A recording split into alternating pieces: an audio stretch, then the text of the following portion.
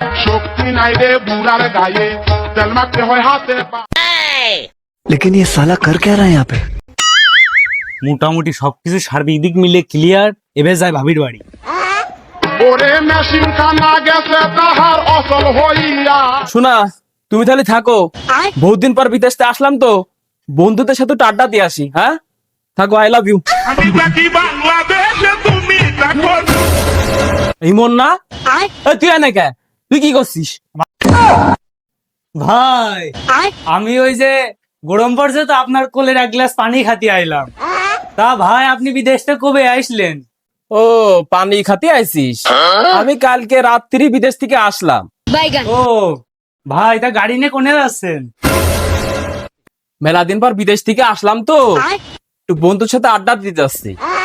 তুই পানি খালি তোর ভাবির কাছা। ভাই তো পানি ঘর কথা কইলো, পানি ঘরে নাস্তা করবো না?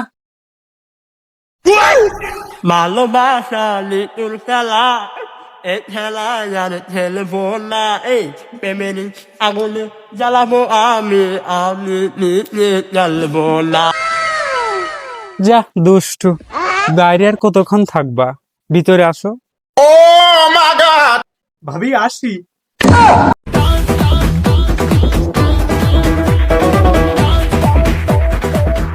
জান কাছে এসো। তুমি আমার পুচকি, আমার ফুচকি। সব কথা চাই না বলার টেলিফোনে। আরে শালার, তো মানি ব্যাগে তো আনিনি, তো বাসাতে চলে আইছি। যাই, মানি ব্যাগটা আবার মানি ব্যাগ আনতে যাও, মানি ব্যাগটা নিয়ে আসি। যাই। বিদেশি জামার সাথে বিয়া দিও না। তুমি শব্দ হচ্ছে মনে হচ্ছে, আবার দরজা খোলা দেখি। জান একটা চুমো দি।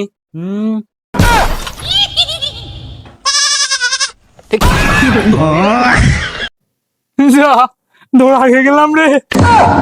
হাতে নাতে পড়লাম ধরা, হাতে কালকে সালিশ।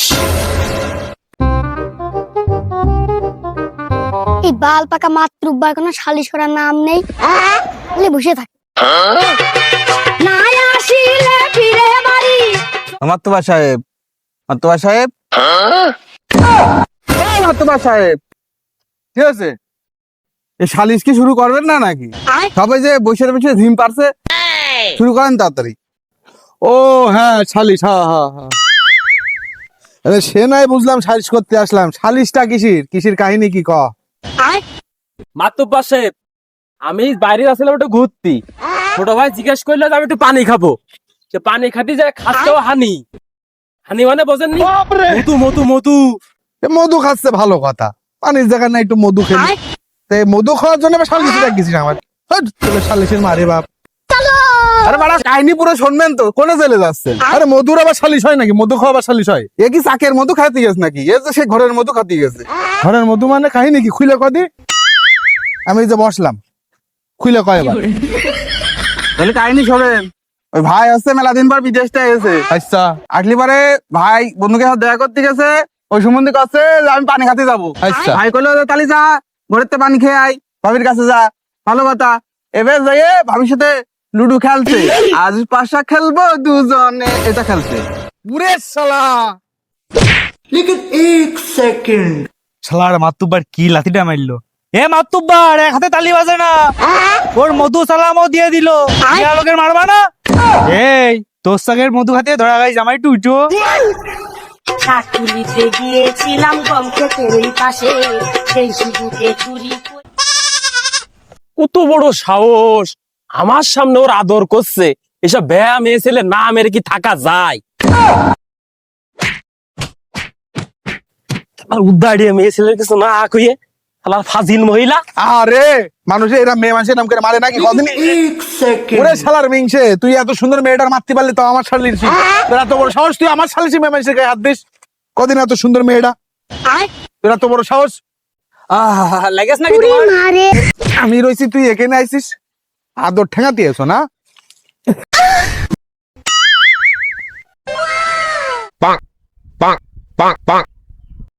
পরকিয়া সালিশ করতে আসে মাতুব্বার নিজেই মনে হচ্ছে পরকিয়া করছে। তো মাতুব্বারের ভাব ভঙ্গি তো ভালো মনে হচ্ছে না।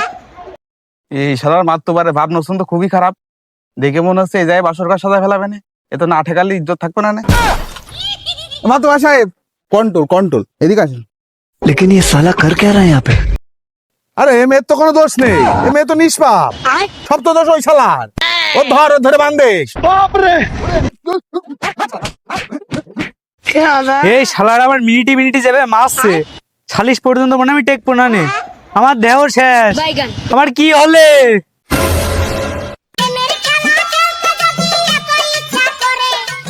তাহলে কি সমাধান চাস তুই? কি সমাধান করবো ক শুনি। মাতুব্বা সাহেব, সমাধান টমাধান আমি কিছু বুঝি নে, ও মাল ওর ঘাড়ে দিয়ে দাও, ও মাল আমি জীবনেও নেব না। কি পাগল সাবাও তোমরা? ও খোয়া মাল আমি নেবো না নে। হ্যাঁ, সামান্য এক ঢোক পানি খাতে যে পুরো মাল আমার ঘাড়ে বেড়ে যাচ্ছে, কেন তুমি ভাগ নাও?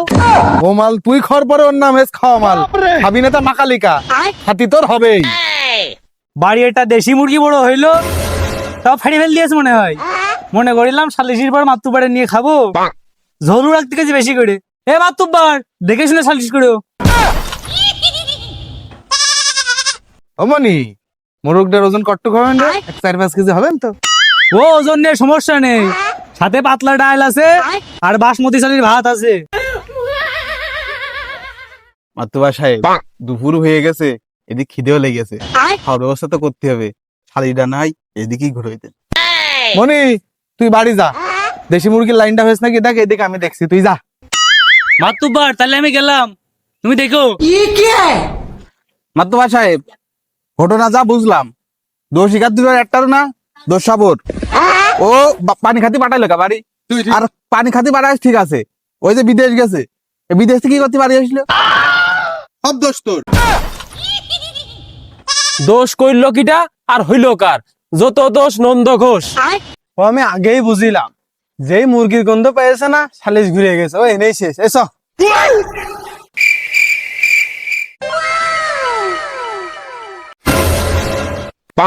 ও তাকিয়ে কোনো লাভ নেই, তোরও আমি নেবো না নে, আমি চলে গেলাম। তুমি হইলা পুরুষ মানুষ, আমি হইলাম না। মাতুবা সাহেব মাল তো এও নিল না, ও নিল না, মালটাকে আমি নিয়ে যাবো। তুই নে, মাঝে মাঝে আমি একটু মানি খাই যাওয়া। ঠিক আছে ওগো বেটি, তোমার কোনো বাড়ি জায়গা হবে না, তুমি ওর সাথে যাও, কাজে দেবে নে। হইতে আমার শরম লাগে, প্রেম আগুনে পুইরা চাই, কান্দে মান্দে। তাহলে তুই বাড়ি থুয়াই, গোশ কদ্দুর হলে আমি একটু যে দেখে আসি। বিদেশি জামার সাথে বিয়া দিও না।